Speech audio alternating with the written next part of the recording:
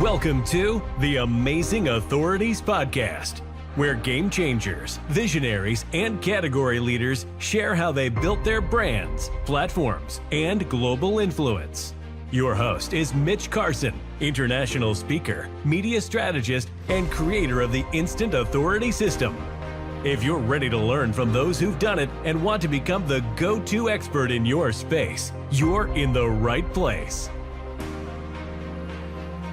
TheElementOfPlay.com is where you're going to find how to smile at work, how to not go to work with a negative experience, but to go with a smile. And our guest today, Jodi Salmond, is from Australia. I'll let her tell where exactly, but she's been all around the world because of her day job. But she brings in an element of play where people will enjoy showing up, producing, and have a greater output. So all of you employers listening out there, tune in, lean in to Jodi Salmond. Why, thank you so much. That's a very lovely introduction. Well, you're a lovely person, so why can't you have a lovely introduction? And you bring smiles to people. When I learned about what you do professionally and your background in marine science, aka a marine biologist, which is close to me because I had 4 fish tanks as a kid, and you like to bring out the fun in people, the childlike instincts that exist in all of us, so then it can. And what are the benefits? And I'll let you detail those in greater depth. What I know is it makes it enjoyable to show up. And definitely. It makes people, yeah, go ahead. Tell us, Jodi. Take reign. Yeah, so for me, I think that play is the missing element in life. And I really feel that in every single industry, we can add a little bit more play into our day. I feel that that's how we actually stop being these human doings all of the time and actually become more human being. Play in our day. All right. In the workplace, how would that apply? Because that's where you're focused, working with HR departments, because they've got to make their part of their job is, well, to handle, medical and all this, but to bring up the morale of the workforce and bring up their happiness factor, which is an indicator today. And, because there was recently a major layoff at Facebook. He laid off 10% of his workforce, and I think it was 8,000 employees got a pink slip. It's what they call it in America. It's a pink slip. That means thank you, but goodbye. And they're out of work. And this is a real situation. And now their morale is suffering greatly, it's been covered, because they're all scared to death that they're next because of AI. AI replaced them. So 10% axed. Yeah. How would you handle a situation? I'm going to give you a real challenge. You are now an advisor to Facebook. I mean, a dream job, but you're brought in. Facebook HR director says, Jodi, we got a problem. We got a problem. Morale is suffering. People are scared to death. They have frowny faces. What are you going to do? What do we do? Jodi, here's a check. Help us. I love that. Let's go, right? Let's go. I love a good challenge. And I think first and foremost, it's understanding what the situation is and meeting people where they're at, right? So if people are not okay because they're not okay with their surroundings, let's break that down first and foremost. So what I would actually do is I would not start with HR with the exception that I have to go through them, but let's get everybody in a room. And we just kind of want to start having conversations, because playfulness starts when people can be real and authentic. And actually authenticity is key, especially you've worked with hundreds of thousands of people. You recognize when somebody is being fake. So let's get to the bottom of the problem. If people are feeling anxious about their job, for starters, movement is one of the key ways that you can start shifting things through your body. So you can start feeling a little bit more alive, right? Because when we're scared or anxious or fearful of the future, we're definitely not focused on the present and being where we are.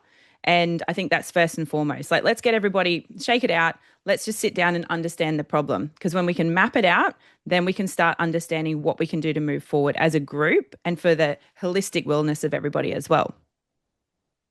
Well, that you mentioned that. It's like, all right, so you first have to map it out. So there's got to be a plan. Yeah. And I mean, the thing is, like, I'm talking about playfulness, right? And people might go, well, is a plan really playful? It certainly can be. If you plan to have a bit of an adventure, you don't have to plan the entire event, right? You just have to plan to turn up. Maybe that's the first step. So in the case of all of these employees, what I'd actually look at is, for starters, who actually does love their job? Because just because you're anxious about losing it, do you actually really enjoy it? So maybe there's another opportunity there for people as well to really actually understand where they are, what they actually want out of life. It's not necessarily about, is it my key purpose? Because definitely people with purpose can move mountains immediately. But if you're in a fearful state, then actually you don't have that creativity, especially Facebook and Google and these kind of big groups really focus on creativity, and a burnt out brain will never create good ideas. That matters. So if you got hired by Facebook, you get everybody into a room, what are some tactical, fun exercises you would take them through to get them reinterested and maybe minimize? I don't think it's still going to be in the back of their brain because a lot of people are afraid of AI, maybe to minimize their fear of getting that pink slip. How do you take their mind off that? Yeah, so I do actually think you need a little bit of a shake-up, right? We all need a shake-up on occasion, and that's how new ideas come out. But one of my favorite activities, this is going to sound very, very crazy, but it does work really well with groups of people. There's a game, I can feel people cringing already when I say games, but there's a game called Sheep in the Pen, right? I love it. I've done it with every single group of students I've ever taken overseas. Before we leave, we need to work on teamwork and communication. Now, again, I can feel people go, oh, I don't like team sports.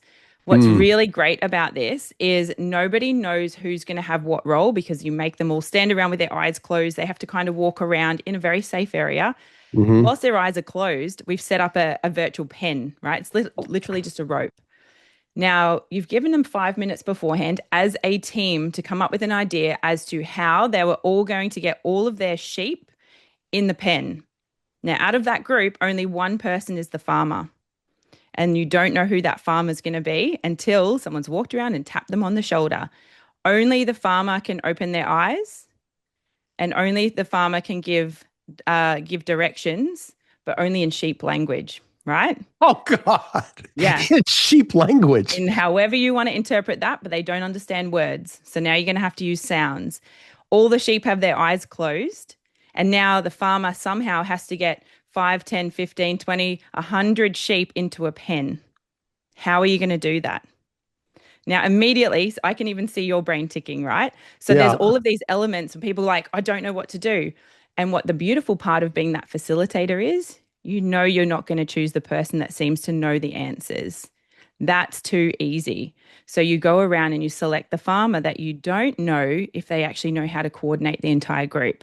Because the whole point is now everybody has to work as a team, and very, very quickly it erupts in laughter. Some people are very fast at it. And I would like to say I have done this at my birthday parties. And when I say birthday parties, this is like last year. So it's, it is actually recent. Okay. But it is so fun, and everybody erupts in laughter, and then they start thinking about better ways to do it for next time. It is a one game only. You can't really do it again because now you know the rules. Right. But something like that, without using that old school term of icebreaker, those kind of things immediately change, because now you've got movement, you've got problem solving and communication, not using your eyes necessarily. So all of these elements come in where people suddenly have to completely think outside the square of what they're normally in. And it is a really fast track to a more playful environment, and you start watching. So from a facilitator's point of view, it is a beautiful opportunity to see how teams work together, see who's a part of the team, who's not part of the team. There's so many human dynamics that go on during this. And I find from that facilitation point of view, one of the best ways for a leader to actually start then understanding a team without them even knowing about it. Do you then give a report with the, I'm just thinking as a CEO would want to observe this, or maybe I don't know who the frontline person that would hire you. It's not HR. Is it a sales director or VP of sales potentially to bring some cohesiveness with the team? Or is it Yeah, look. engineering and Oh, sales? And sometimes there's that conflict in companies, engineering and sales. yeah, look, it can come through any kind of way or form, right? So often it's actually in the groups that I've worked with, it's usually CEOs that have said, look, everything else we've tried isn't working. Do you want to come in and even just have a bit of a sit down with our team? Can you talk to our directors? Can you see what they're seeing? Because the reality is everything we know things go from the bottom up, but they also trickle from the top down. So we've now got to understand where the problems are coming from and what the actual team culture is.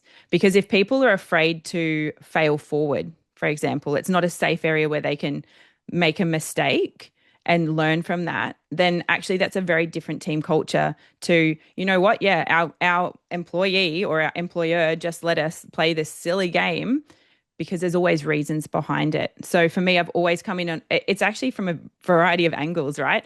It's connections. So if someone who is on the ground level and going, mate, something's wrong, I would love for you to talk to our upper team. 100% happy to walk in and have a conversation because that's where it starts from. And we'll work out very quickly if it's something that will work for that team as well and for that company. It won't suit everybody, but nobody suits everybody anyway, right? You're right. Nobody suits anybody anyway, but it's also how do you convince somebody that this works? That's where Mm. it's one thing to play a game. What is the real, what have you seen as a takeaway? One is to create the natural leaders, and I think the creating the playfulness at work. And what have you seen that would be not quantifiable necessarily, but what is it, a happiness index? Because I'm a numbers guy at some level. I like the data. And do are smiles quantifiable? You That know, how sounds like do a fantastic question. And I would love to be able to say that smiles are quantifiable. And in terms of the data, this is where it gets really tricky because I certainly think that, yes, you could do like a pre-entry kind of survey. But a couple of things, as soon as you do that, then it changes the dynamic, right? Because it actually then you would have to have a pre-survey and a post-survey. And in addition to that, there's actually a huge amount of research at the moment. I'm not too sure about the States, but certainly within Australia, that survey fatigue is massive. People don't want to Oh, answer probably. surveys anymore. Yeah, there So, are more similarities with our countries than dissimilarities. I think there's yeah. a lot of congruent data. Because I've read these reports and I'm a reader about happiness indexes within corporate America. And I'm sure it's the same in corporate Australia. If you work for this company, the happiness is the highest. Zappos, which was a shoe company, was the Hmm. top happiness company to work for because they had fun and play in work. You would have loved, and the CEO is not around anymore. This guy named Tony Zhu or whatever I can't pronounce his name. It was a Chinese name, but he had this element of play. And when I first met you were talking about, it, I thought, oh my God, she probably worked at Zappos or has been inspired by that aspect. And they had a whole index of the greatest companies to work for and why. Some of Mm. it was their benefits, their pay. Do they have games? They have ping pong at the location. Do they have gym memberships? All of these things. You're an added element of a reason why to work at a place. I love that for starters. I love that. And what just came to mind as I was listening to you describe some of those things is really one of the data numbers that is quite helpful is actually the idea of burnout. Right. So Yes. burnout costs $8.8 trillion a year in the global economy is the latest research. Australia is well above the average, with reporting about 82% of knowledge Wow. workers saying they are burnt out. That's massive when the global average is about 60 to 66%. So there, in terms of numbers, that would be a great way to actually monitor long term, right? If you have lots of staff that are taking additional time off just for personal reasons, they don't have to disclose what that is, right? But the moment that someone says, there's burnout associated with it, or there's like workload, like we all, I don't know about you, but everyone I know wears the word busyness as this amazing like badge of honor. It's like if you're Mm. not busy, you're not doing enough, right? But actually busyness is not ideal because it doesn't give us any space for anything else. And what I would say to you is, okay, if you want to be productive and you smash through all your tasks, you've always got an ongoing to-do list, right? We always think that play is like what we get at the end when we've finished everything. But we don't finish anything ever. Like it's always ongoing. We've always got more things to do. So if you don't start actually building in play and time for yourself, then you won't actually be able to do it. And that's really, really important. It should actually be the first thing that goes in your calendar, the things you really want to do, that you do for you because you know that they make you feel better. That's your happiness index, right? If you feel better in yourself, then you're better in your community and your work.